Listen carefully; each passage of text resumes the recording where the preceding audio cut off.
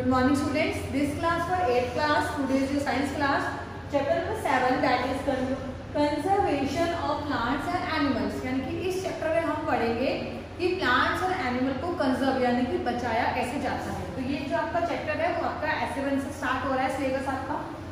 यहाँ पे लिखा है the wide variety of plants and animals along with micro organism living in a particular region is called biodiversity. यहाँ पे क्या बताया गया आपको कि जो प्लांट्स और एनिमल्स बहुत ज़्यादा वैरायटी में अलग अलग तरीके के प्लांट्स और एनिमल्स एक ही जगह पर रहते हैं, इसके साथ चाहे वो माइक्रो ऑर्गेनिज्म हो एक ही पर्टिकुलर रीजन पे रहते हैं, उसको हम कहते हैं बायोडायवर्सिटी।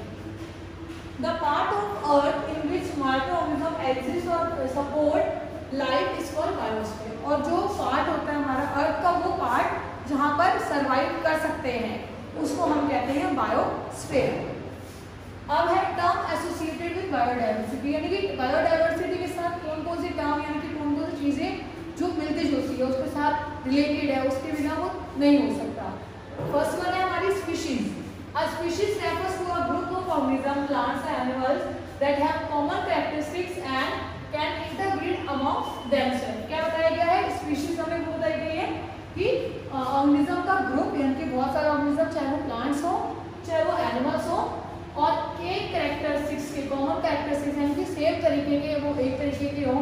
जिस लाइक अगर हम एज अ एनिमल्स की बात करें तो ह्यूमन बीइंग है, ह्यूमन बीइंग सब एक तरीके के वो बात अलग होती है कि उसका नेचर अलग होता है, किसी का कलर अलग है, किसी की हाइट अलग है, तो वो चीज़ अलग होती है, लेकिन कैरेक्टरिस्टिक्स जो उनका बनावट है वो सेम है। एनिमल्स में अगर हम डॉग की ब्रीड ले लें वो सबका सेम है, लॉयन की ब्रीड ले लें सबकी कैरेक्टरिस्टिक्स सबकी सेम आती है। तो यहाँ पर यही बोला गया है कि ग्रुप ऑफ ऑर्गेनिज्म प्लांट्स और एनिमल्स हो और उनके सबके अंदर कॉमन कैरेक्टरिस्टिक्स हो तो उसको हम और साथ में वो इंटरब्रीड यानी कि प्रजनन रिप्रोड्यूस कर सके नए अपने ऑफस्प्रिंग्स को, तो उसको हम कहते हैं स्पीशीज। नेक्स्ट है इकोसिस्टम।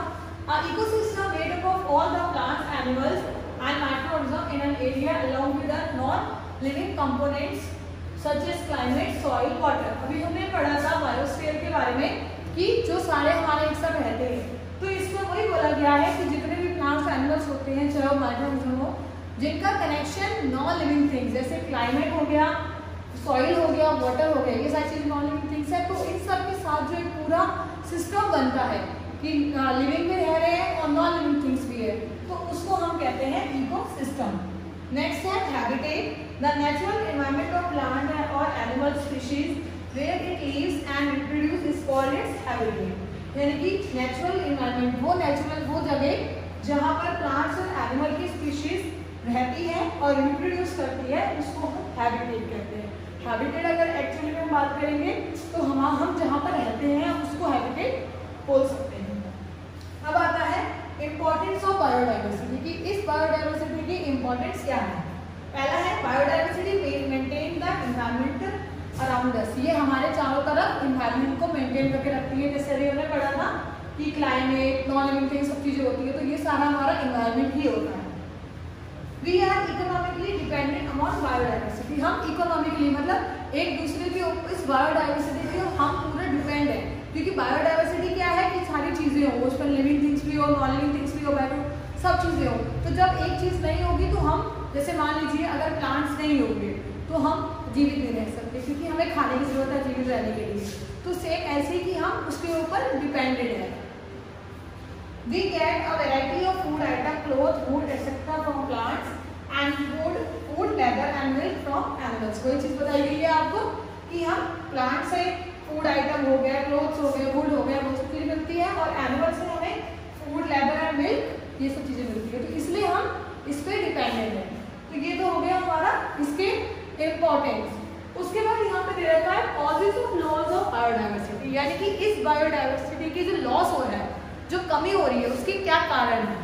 पहला है डिफॉरेस्टेशन। डिफॉरेस्टेशन होता है जो पेड़ों को काटते हैं, जो पेड़ों को अगर हम काटेंगे, क्योंकि आपको पता है जो एयर जो हमारे ट्रीज होते हैं, फॉरेस्ट होते हैं, अगर हमने पेड़ों को काट दिया तो उसकी जो कार्बन डाइऑक्साइड है, जो हम कार्बन डाइऑक्साइड छोड़ रहे हैं, वो उसको टेक इन नहीं कर पाएंगे और उनके थ्रू जो हमें ऑक्सीजन मिल रही है जिसके कारण हम सर्वाइव कर पा रहे हैं इस अर्थ पर, तो वो हम नहीं कर पाएंगे। तो यहाँ पर ये बोला गया है कि डिफॉरेस्टेशन सबसे बड़ा इसका एक रीज़न है।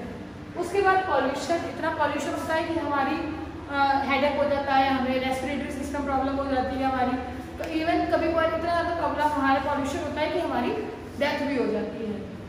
एक्सोटिक स्पीशीज हमारी वो स्पीशीज होती है जो कहीं बाहर, जैसे ये ऐसी स्पीशीज होती है जो एक जगह पर इनका प्लेस नहीं होता लेकिन वो दूसरे स्पीशीज के साथ पाई जाती है। जैसे एक एग्जांपल अगर मैं दूं आपको तो वाटर हाइसेंट एक, आप जैसे अगर हम देखेंगे तो कोई तालाब में आपने देखा होगा कि हर जगह हरे हरे पौधे होते हैं, उसमें दूसरे पौधों के साथ वो पूरे तालाब को घेर लेते हैं, तो वही वाटर हाइसेंट होता है। उसका कारण क्या होता है कि जब उसने पूरे ऊपर से जो उसका तालाब का जो ऊपर का पार्ट है, पानी है, उसने जब पूरा उसको घेर लिया और उस तालाब के नीचे जो हमारे एक्वाटिक एनिमल्स हैं, एक्वाटिक प्लांट्स हैं, उनको फिर वो एयर नहीं मिल पाएगी, तो उसके कारण क्या हो जाएगी, उनकी डेथ हो जाएगी, वो वहाँ पे नहीं सर्वाइव कर पाएंगे।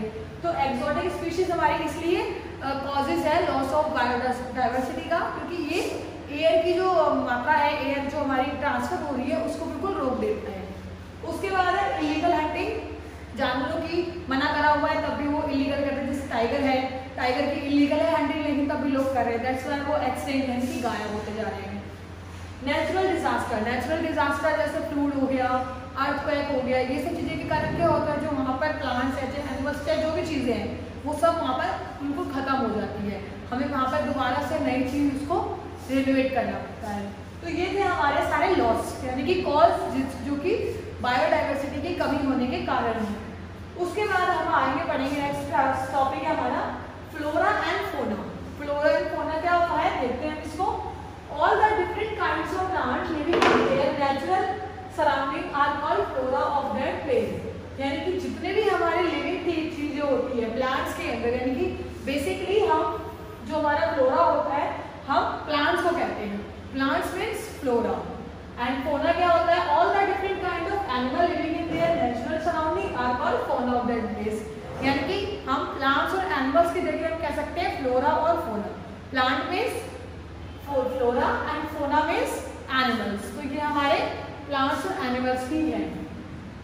The international union of conservation of natural and natural resource IUCN, now known as the world conservation union WCN, यहाँ पे बोला गया है कि जो एक हमारी नेचुरल और नेचुरल रिसोर्स की जो कंजर्वेशन की एक संस्था थी जिसका नाम था IUCN, उसको चेंज कर दिया गया है, उसका नाम कर दिया वर्ल्ड कंजर्वेशन यूनियन, यानी कि पूरे वर्ल्ड को। पहले सिर्फ थी कि नेचर और नेचर की चीजों को बचाना, अब पूरे वर्ल्ड को लेकर उन्होंने नाम रख दिया। इसलिए is an international body to study and assess the global conservation status of plants and animal species. ये क्या है, एक इंटरनेशनल बॉडी है, मतलब एक इंटरनेशनल संस्था है ये, जो कि क्या इसमें क्या हम स्टडी करते हैं कि ग्लोबल कंजर्वेशन जो हमारा वातावरण हो रहा है वो कैसा हो रहा है, और उसके जो प्लांट्स और एनिमल की जो स्टेटस है वो कैसा है, मतलब प्लांट्स और एनिमल्स कैसे बच रहे हैं, कितनी उनकी संख्या है, किस तरीके से है। अब है इसकी कैटेगरीज दे रखी है आपको, WCN या IUCN कुछ भी कह सकते हैं। इनकी कैटेगरीज क्या क्या है, क्या क्या चीजें ये काउंट करते हैं, क्या क्या चीजें ये देखते हैं। पहला है एक्सटिंक्ट, यानी कि जो चीजें गायब होती जा रही है, प्लांट्स हो चाहे एनिमल्स हो। Extinct in the wild, extinct in the wild यानी कि जो जूस में जो बड़े बड़े जो जू होते हैं, चिड़ियाघर होते हैं, वहाँ पर जो चीजें गायब होती जा रही है, प्लांट्स गायब होते जा रहे हैं, उनके बारे में है।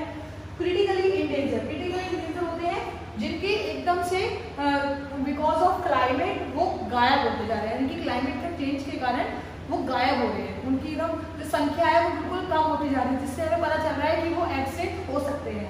सेम ऐसे इंडेंजर है, इंडेंजर वहाँ पे क्रिटिकली इंडेंजर हम एज अ क्लाइमेट यूज कर सकते हैं, और यहाँ पर इसके हम नंबर ऑफ कि इन्होंने जब ये काउंट करते, जैसे आजकल टाइगर चल रहा था बीच में कि टाइगर की संख्या कम होती जा रही है, तो वो इंडेंजर में आता है क्योंकि उन्होंने काउंट करी उसकी नंबर कि उसकी जो नंबर है वो in the world, in the India वो कम होती जा रही है। वनरेबल स्पीशीज हमारी वो हो गई, जहाँ पर हम ये चीज़ सारी देखते हैं कि क्या चीज़ गायब हो रहा है, क्या नहीं हो रहा। ऐसे नियर थ्रेटेड जो बहुत ज़्यादा काफ़ी टाइम से थी लेकिन वो खत्म होती जा रही है। लीस्ट कंसर्न जो बहुत ही लीस्ट मतलब जिसकी कंसर्न हम ज़्यादा उस पर ध्यान नहीं देते, बहुत ही कम है हमारा कंसर्न। डाटा एफिशिएंट, डाटा कैसा हो रहा है, उसका जो चीज़ों का डाटा है वो हम उसको काउंट करके रखते हैं, नंबर ऑफ में कैसे करके रखेंगे। और नॉट इवेल्युएटेड यानी कि जिसको हम काउंट नहीं कर सकते, यानी कि जो इस चीज़ पे इफेक्ट नहीं करते। तो ये सारे आज हमने इस टॉपिक को पढ़ा है, आपको ये रिवाइज करनी है। इसके आगे के जो टॉपिक्स हैं फ्लोरा एंड फौना के वो हम नेक्स्ट क्लास में पढ़ेंगे। Okay, thank you.